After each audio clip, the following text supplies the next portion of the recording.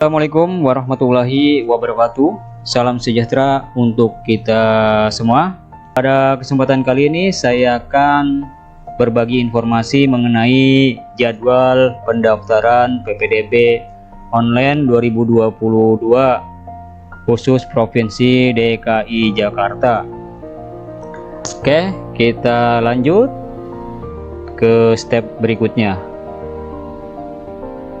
Ini prinsip dan dasar hukum PPDB. Prinsip PPDB objektif, transparan, akuntabel, dan berpihak pada anak. Dasar hukum Permendikbud nomor 1 tahun 2021 tentang penerimaan peserta didik baru pada taman kanak-kanak, sekolah dasar, sekolah menengah pertama, sekolah menengah atas, dan sekolah menengah kejuruan.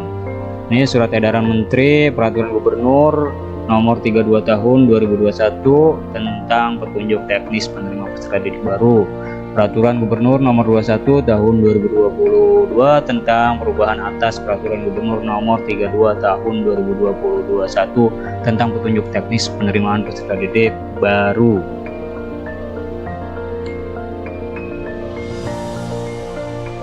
Ini persyaratan bagi SD berusia paling rendah 6 tahun pada tanggal 1 Juli 2022, memiliki akte kelahiran tercatat dalam KK yang diterbitkan paling singkat 1 tahun sebelum awal tanggal pendaftaran. Jadi kalau kakaknya baru dan belum 1 tahun, berarti dia tidak terbaca dengan sistem, nantinya dia tidak bisa mendaftarkan anaknya. Untuk jenjang SMP berusia maksimal 15 tahun pada tanggal 1 Juli 2022, lulus SD atau sederajat, tercatat dalam kartu keluarga. Sama ya, kalau belum 1 tahun pembuatan kartu keluarganya tidak bisa mendaftarkan.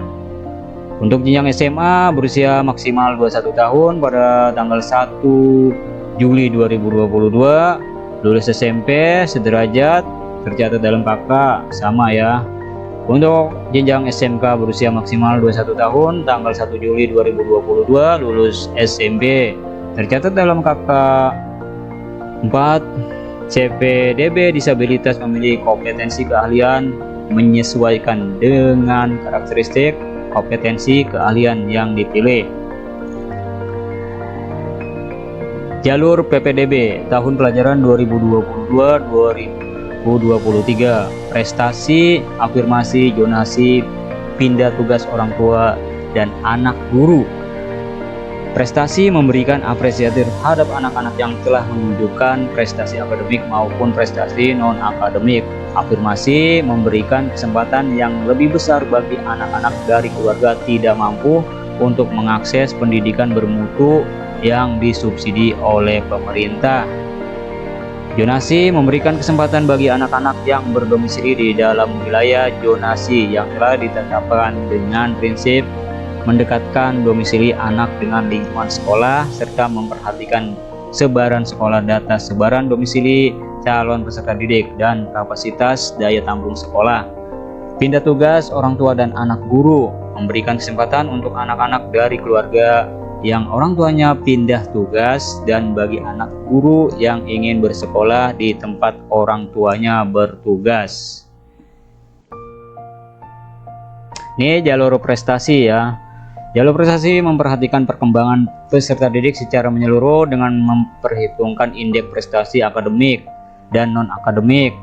Kriterianya nilai rapot, presentil, nilai rapot di sekolah asal, prestasi bidang akademik atau sertifikat kejuaraan, prestasi bidang non-akademik atau sertifikat kejuaraan, pengalaman kepemimpinan OSIS atau MPK, ekskul. 5. Presentil non-akademik di sekolah asal. Ini presentil nilai rapot di sekolah asal digunakan untuk memediasi kesenjangan nilai rapot.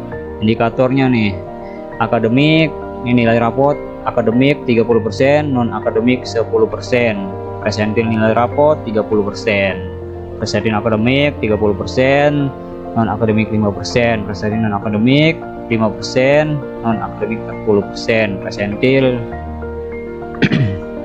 Oke, lanjut. Ini jalur afirmasinya.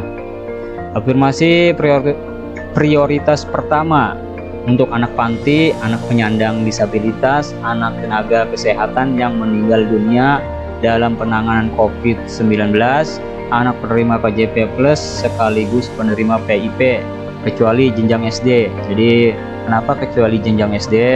Jadi untuk PPDB kelas 1 berarti anak ini belum memiliki atau belum pernah menerima KJP atau PIP ya, kecuali kelas 6 ke sekolah SMP ya, ke SMP kelas 1 itu diprioritaskan untuk yang mendapatkan KJP dan PIP.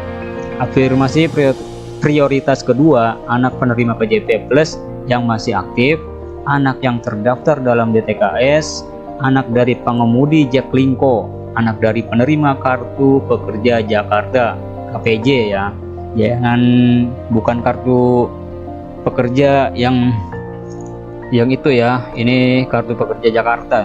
Mekanisme seleksi afirmasi jenjang SMP SMA, afirmasi prioritas pertama dan prioritas kedua, jika jumlah pendaftar melebihi daya tampung maka dilakukan seleksi menggunakan zonasi pilihan sekolah dan waktu mendaftar. Jenjang SMK, afirmasi prioritas pertama dan prioritas kedua, jika jumlah pendaftar melebihi daya tampung maka dilakukan seleksi menggunakan indeks prestasi pilihan sekolah dan waktu mendaftar. Di waktu mendaftar jalur zonasi SD, peluang calon peserta didik baru ditentukan oleh kedekatan domisili peserta didik dengan kelurahan atau sekolah atau kelurahan yang beririsan dengan kelurahan sekolah.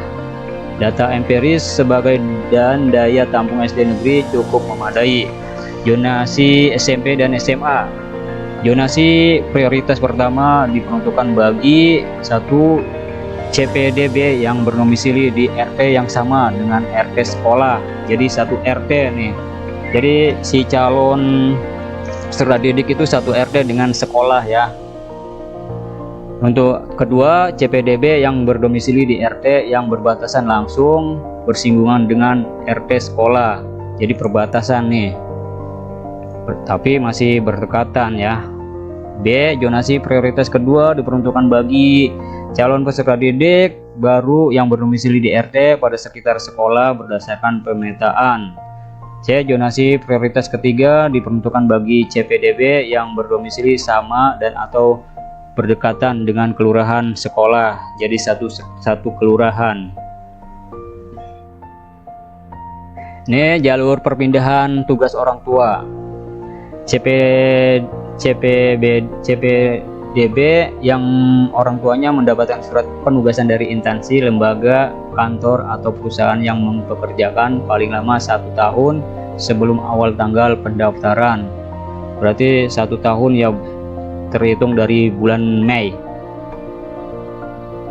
Anak guru memiliki sekolah tujuan sesuai dengan tempat tugas orang tuanya. Jika jumlah pendaftar melebihi daya tampung maka dilakukan seleksi berdasarkan pembobotan indeks prestasi pilihan sekolah dan waktu mendaftar.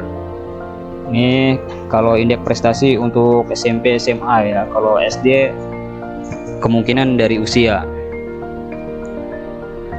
Ini PPDB bersama pelibatan sekolah swasta, latar belakang daya tampung yang terdapat pada sekolah negeri masih kurang, terutama dari SMA dan SMK negeri.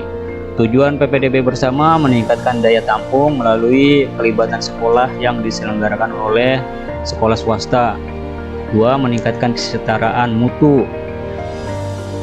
Jadi untuk PPDB bersama ini, syarat dan ketentuan CPDB peserta yang dapat mengikuti PPDB bersama adalah pemegang KJP Plus sekaligus PIP yang domisili di Jakarta. Bagi calon peserta didik yang diterima di sekolah swasta melalui PPDB bersama mendapatkan pembiayaan untuk uang pangkal dan SPP selama 3 tahun. Jadi selama 3 tahun itu gratis ya. Selama 3 tahun peserta didik pada PPDB bersama tidak boleh dipungut biaya apapun. Jadi alias gratis nih. Hebat kan Jakarta. Jadi selama 3 tahun PPDB bersama ini gratis selama 3 tahun. Ini timeline PPDB, ini yang terpenting. Pra pendaftaran itu untuk kelas 6 ya, ke jenjang SMP dan SMP ke jenjang SMA, SMK. Tanggal 17 Mei sampai 14 Juni pra pendaftaran. Ini pengajuan akun untuk sekolah SD 17 Mei, SMP 23 Mei, SMA dan SMK 30 Mei. Prestasi afirmasi prioritas 1 PPDB bersama tahap 1. Ini tanggal 13 sampai 17 Juni.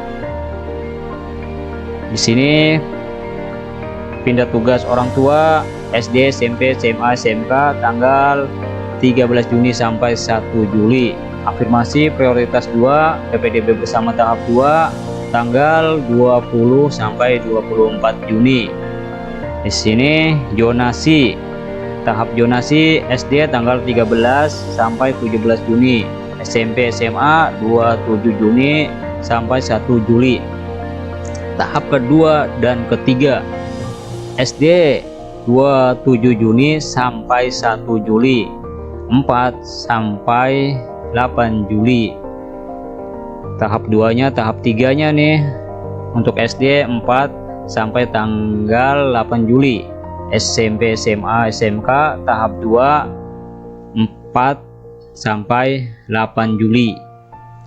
Ini inget-inget nih timelinenya ya. Jadi pengajuan akunnya untuk SD SMP SD 17 Mei, SMP 23 Mei, SMA SMK 30 Mei.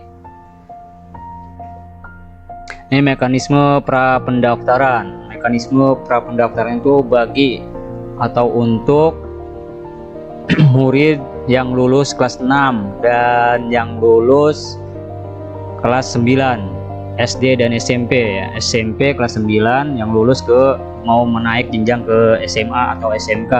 Pra pendaftaran mengakses laman pra pendaftaran yaitu sidanira.jakarta.go.id garing pra pendaftaran, mengisi formulir pra pendaftaran. Sini unggah dokumennya ya. 1 kartu keluarga, 2 rapot kelas 4 semester 1 dan 2, kelas 5 semester 1 dan 2, kelas 6 semester 1, atau rapot kelas 7 semester 1 dan 2, kelas 8 semester 1 dan 2. Ini untuk SMP ya. Dan kelas 9 semester 1. Maaf, ini sertifikat akreditasi sekolah. Jadi untuk kelas 6 atau untuk kelas 9 minta sertifikat akreditasi sekolah dari sekolah asal. Lalu sertakan surat keterangan peringkat rata nilai rapot. Terus sertifikat prestasi akademik kalau ada, sertifikat prestasi non akademik kalau ada, surat keterangan kepala sekolah tentang susunan pengurus ekstrakurikuler atau organisasi bagi CPD yang pernah menjadi pengurus ekstrakurikuler. Kalau dia tidak ikut serta maka dia tidak punya ya, tidak dikasih surat keterangan. 8. SPTJM tentang keabsahan dokumen dari orang tua atau wali bermaterai cukup, biasanya materai 10.000. Ini cetak bukti ajuan, cetak tanda bukti pengajuan, mencetak tanda bukti pengajuan pra pendaftaran yang berisi nomor peserta, nomor peserta sidanira, nomor yang berisi nomor peserta sidanira ya. Memantau hasil verifikasi berkas pra pendaftaran yang telah diunggah di halaman sidanira.jakarta.go.id garing pra pendaftaran. Sini cetak tanda bukti pra pendaftaran, jangan lupa dicetak. Lanjut, ini mekanisme pendaftaran. Aktivasi token, mengakses laman di ppdb.jakarta.go.id melakukan aktivitas akun dengan cara klik tombol aktivasi, dilanjutkan input peserta dan token. 2. Mengganti PIN token dengan password. Setelah aktivasi token, pilih sekolah tujuan. Jadi pilih sekolah tujuan ya, maksimal 3 pilihan. Ini pemilihan sekolah. Mengakses laman ppdb.jakarta.go.id. Melakukan login dengan cara input nomor peserta dan password. Memilih sekolah tujuan, mencetak tanda bukti pemilihan sekolah tujuan. Ini memantau hasil seleksi, mengakses laman, memilih jenjang jalur yang sesuai. Klik menu seleksi, dilanjutkan melalui sekolah pilihan, hasil seleksinya ya. Sini lapor diri. Mengakses laman sama ya, PPDB, melakukan lapor diri. Klik tombol lapor diri, login, mengisi nomor peserta dan password. Jangan lupa nih ya passwordnya ya. Tadi habis sosialisasi katanya password tidak bisa dirubah oleh operator sekolah ya, diingat-ingat. Ini catatan, CPDB yang sudah diterima sementara di sekolah tujuan tidak dapat mengganti pilihan sekolah lain. Jadi kalau sudah diterima di sekolah tujuan tidak bisa mengundur pindah ke sekolah yang lain ya, karena sudah diterima. CPDB yang diterima di sekolah tujuan tetapi tidak lapor diri dinyatakan mengundurkan diri, tidak dapat mengikuti proses PPD jalur lainnya. Jadi rugi nih kalau tidak lapor diri, jadi tidak bisa kemana-mana nih daftarnya ya. Jangan sampai tidak lapor diri ya Bapak Ibu. Di sini CPDB yang diterima sekolah tujuan sudah lapor diri tetapi mengundurkan diri, tidak dapat mengikuti proses PPDB jalur lainnya. Jadi selama tahun ini dia tidak bisa mengikuti PPDB di sekolah yang lain ya, karena sudah diterima di sekolah tersebut atau di sekolah tujuan. Ini layanan informasi PPDB, layanan pengaduannya ini Jakarta Pusat, di poskonya di SMKN 27, untuk Jakarta Utara 1 di SDN Sunter Agung 9, untuk Jakarta Barat 1 di Seman 33, Jakarta Selatan 1 di SMAN 66, untuk Jakarta Timur 1 di SMKN 26, untuk Kepulauan Seribu di kantor Transit Guru Kepulauan Seribu. Ini Jakarta Pusat 2 di SMPN 137, Jakarta Utara 2 di SMPN 30, Jakarta Barat di SMAN 78, Jakarta Selatan 2 di SMAN 70, Jakarta Timur 2 di SMPN 103. Ini ya poskonya ya, posko Sudin. Oke, terima kasih.